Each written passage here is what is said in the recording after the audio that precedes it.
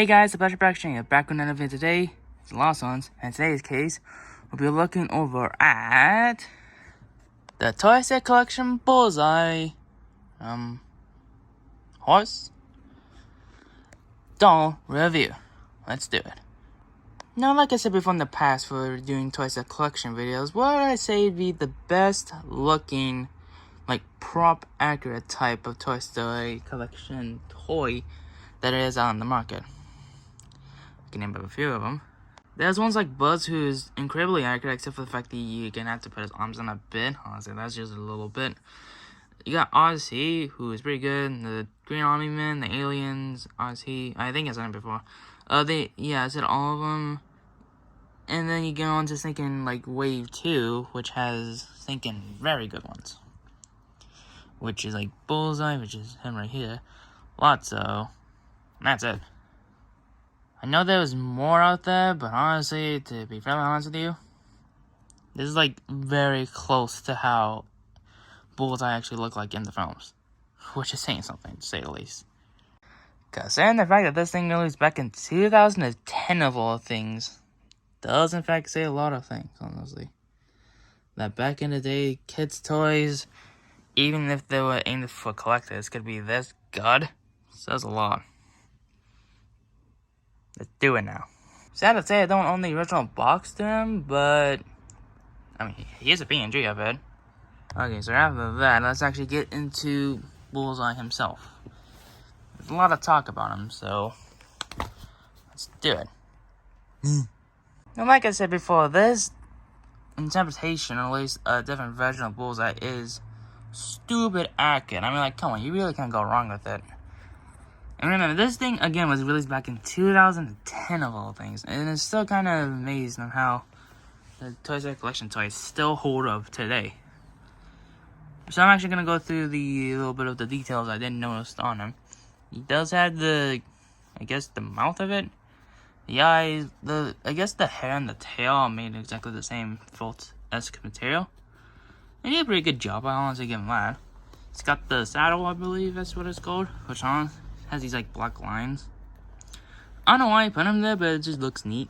Makes it look more or less like a 50s toy. Except for the fact that Woody's Roundup was a 50s show and had 50s-esque toys. And I think it's actually made by like this plastic type of leather. Which honestly, like the texture on it actually looks pretty good. I just noticed this now. Holy shit. You got the shoe compartment, I believe, which is in the wood gold-esque material. It's just plastic, but it looks good. And you got the back of it. Sad to say, in Toy Story 2, you can't even take it off. It's just sewn on. Surprised I was able to keep that on for God knows how long. You got the area of the thing he does, and then he's got the hooves, I guess, which make a little cloud noise. And they do have a bit of like scent to them. I don't know how that happened, but oh well. And though I know this isn't part of the toy though, but it did right back in the day. Andy on the bottom of the hooves. I don't know if I'm able to get this, but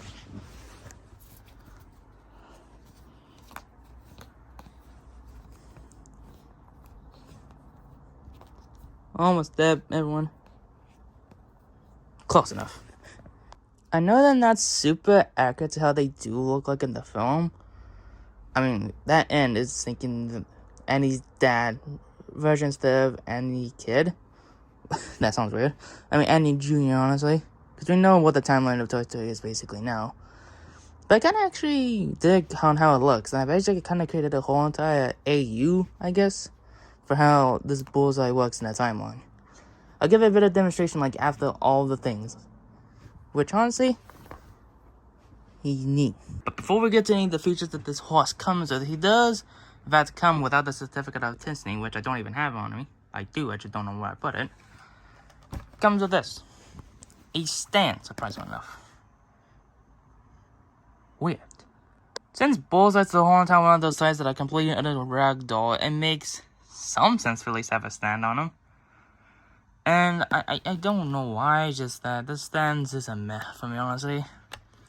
Like, it's not anywhere near thinking the classic doll stands that everybody's used for countless times, but it ain't anywhere near as good as I honestly thought it would have been. It would have been neat for, like, it would have been like how I had them in Toy Story 2, honestly. Instead, like this weird one, which honestly doesn't really fit in there. I do like that Woody's Roundup logo. I think it's just the coin itself, but like these stands, like some of them was like wall. Jesus Christ, I didn't even secure that one in. You actually gotta put these in here, and sometimes they don't even work half the time. I've seen a few of them where you, like half of them automatically like break. I don't know why, but that just does not fit for a horse like that.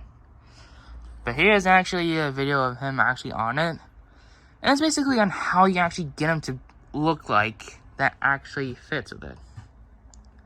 Because the other fact that you're gonna have to use the one he comes with and make a custom mold, which honestly it could be either way. But I don't know, it's your choice, honestly.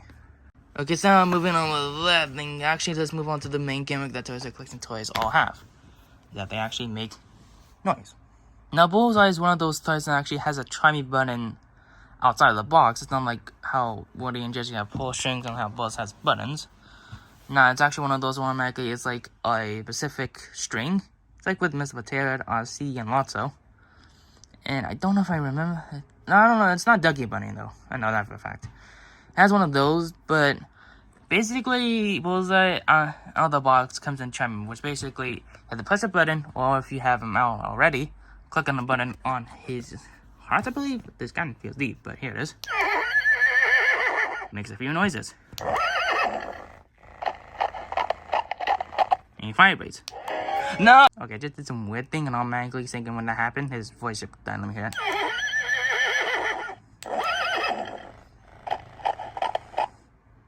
It just died out. I think the batteries might be dead. Let me just change them for a bit. Came back after that and actually he works now. He's almost clear now. Let me pause it just in case.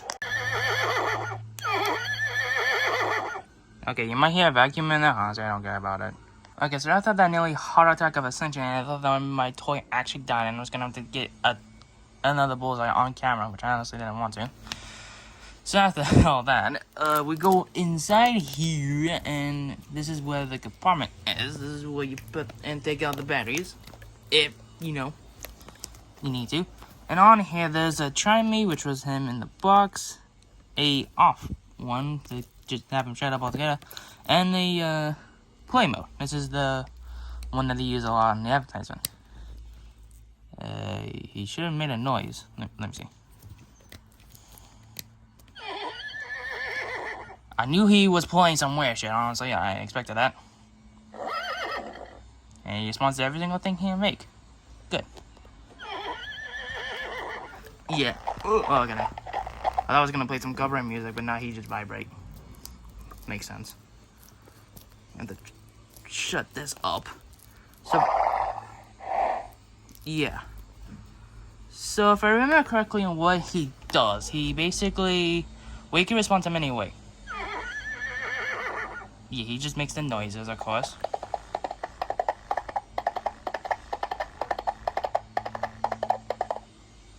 Yeah, okay then.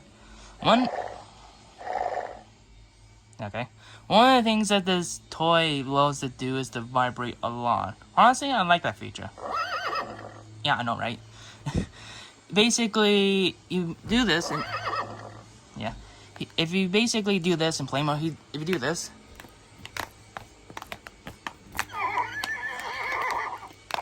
There we go. I can't really get it to work, but it works.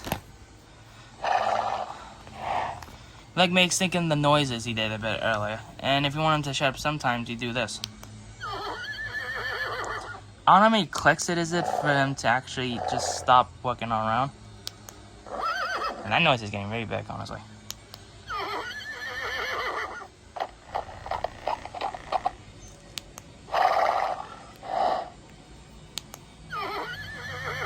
From what I remember hearing, I think the whole entire music that plays is like a 1 in like 50. Makes some weird ass noises. Yeah, no, right.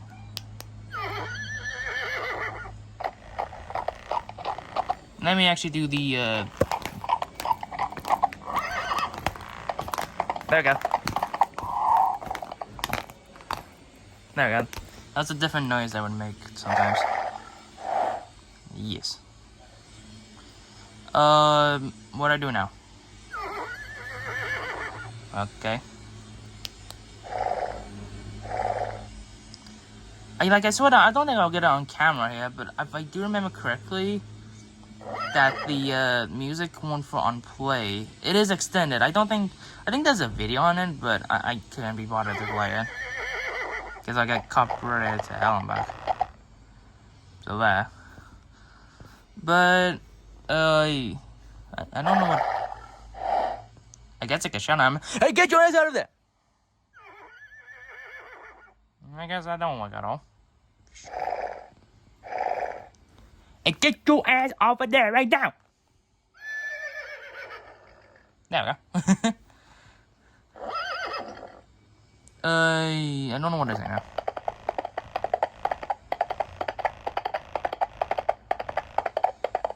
I thought for a second that the vibration wasn't even gonna work on the camera. It's working surprisingly very good.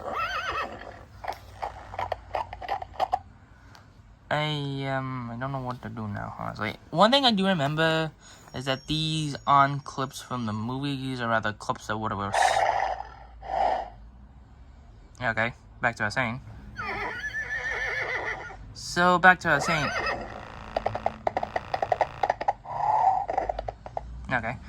These are clips for what would assume to be the Woody's Roundup type of show, because he doesn't talk at all in the movie.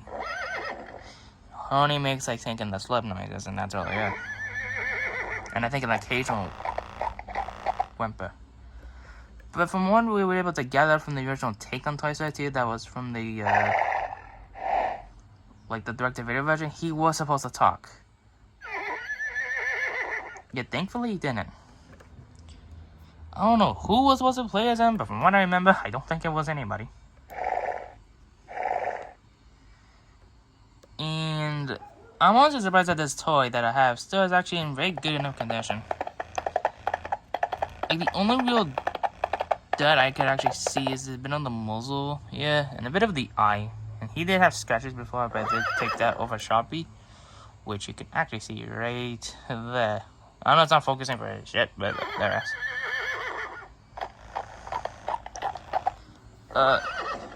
Yeah. He did have a tag once, but okay, so let me see if I can find it. There it is, it's right here. He did have a tag once, but okay, so I didn't want that at all. It is ice cream music. God, everything's happening in this video. Thinking Bullseye nearly died, ice cream music, vacuum music. This is all great success.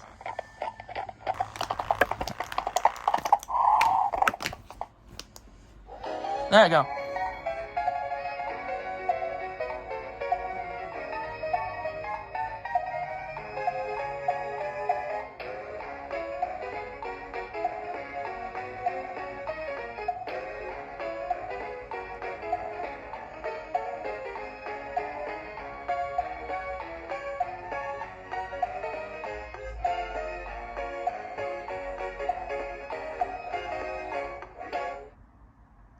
There we go. I'm probably gonna get copyright to hell and back, but that was the actual instrumental, I believe, for his roundup, actually. I think I might have to do a mashup of that. Give me a request. But yeah, I think that's what I'm gonna do something. So I think that should have some numb now. Yeah, that's actually kinda it for Bullseye, honestly. That didn't show up. Let me give me a sec. I was about to end this, but I eventually remembered that, oh wait, I actually gotta do something about that. And it's about the lettering. He doesn't come with this on him, and I decided to write it. But I accidentally forgot that this is a toy that Annie Jr. had, and not Annie's dad. And so I made the end look like that.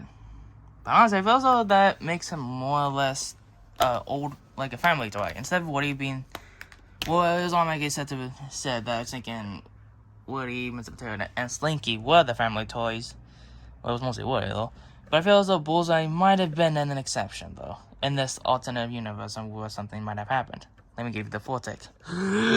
Basically, this plays out exactly the same as how Andy's dad origin started. It was basically, like I said before, exactly the same. I said that about 3 billion times now. And he was still poor, and he was, yeah, of course, he was the poor kid. But out of sympathy, Al as a kid decided why not to get another Bullseye, which was kind of a weird thing for him to do, but decided why not to for his birthday.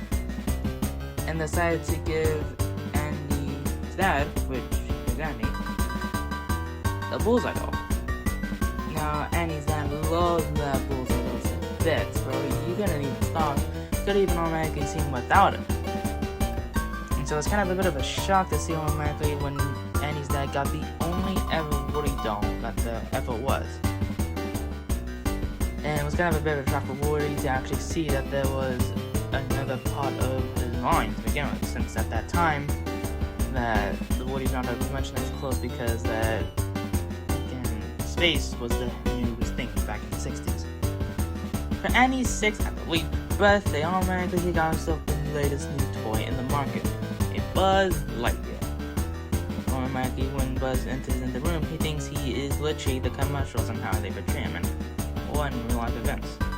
Somehow. Now, for being all hip and stuff, Woody doesn't really take the time to help Buzz access Woody and how he gets toys his attention. Except for 2 people. Slinky, a little bit. Bo Peep and Bullseye. Strangely enough. The two are always close to each other, automatically Woody's that is thinking was when automatically Buzz is around. Which at least cheer him up so that is thinking that this might be a phase for Andy and that. Both a phase for Andy and Buzz. And then might die down. But don't want any dying or something, because like a moving date is about to happen. Woody does what exactly is in the normal timeline, which is accidentally pushes Buzz out the window, and Bullseye in the sort of believes that, even though that he really doesn't know how to take it.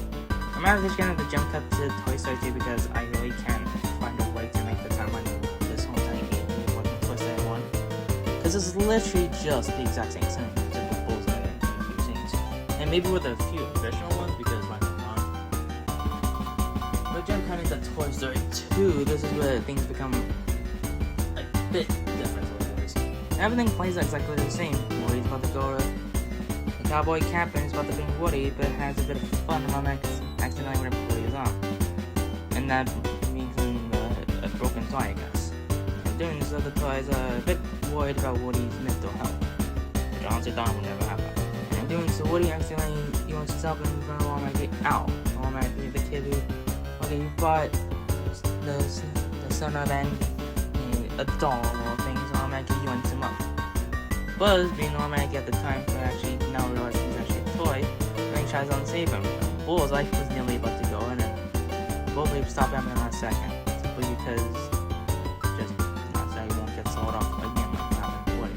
Once Woody gets into Al's apartment, realizations, thinking that he had himself a long time lineup of other Woody's honorable merchandise, including with Jesse, Prospector, and another Bullseye. Woody decided to get a bit confused on why there was another Bullseye. And acting like that the other Bullseye was the Bullseye that he made. And automatically that the Bullseye that was in his apartment, he didn't know what the hell he's even talking about. And sooner or later automatically Woody realized that this ain't the Bullseye that he knows, and that this Bullseye was a completely different Bullseye all around. Yes, I'm using that trope.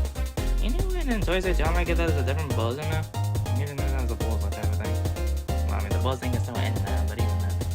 Bullseye automatically goes along with the game to automatically say Woody, even though Bullseye, since they're not even taking him out to the trip. They're actually making some weird shenanigans, and automatically they end up in the apartment, and Bullseye has to stand up for the other Bullseye. They eventually said to hell with it, and automatically once Woody says he ain't going for his shit, he automatically goes with Doyle. But still looking out the bench was how that Ragnarok kind of betrayed him, you know? This was the friend slash toy that automatically that he was there since the beginning, sort of. He was there when Andy was down and automatically realization that, wait, his original owner has died?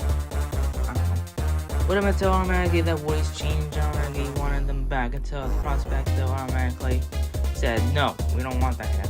Including with the different Bullseye. Because you gotta remember that this Bullseye's personality is a bit different compared to what the Bullseye was in there. Yes, I have a bit of something about this person on the Bullseye. That's the alternative version. What the alternative Bullseye wants is what Prospector wants. Wants to be an amusement museum, I guess. Be adored by kids by millions, and well, the Bullseye that we know is basically how the Bullseye is in the canon, and aka like Jersey. Cool. Once that all happened, they may go into another chase of out nearly taking Woody, the other alternative Bullseye, and into that.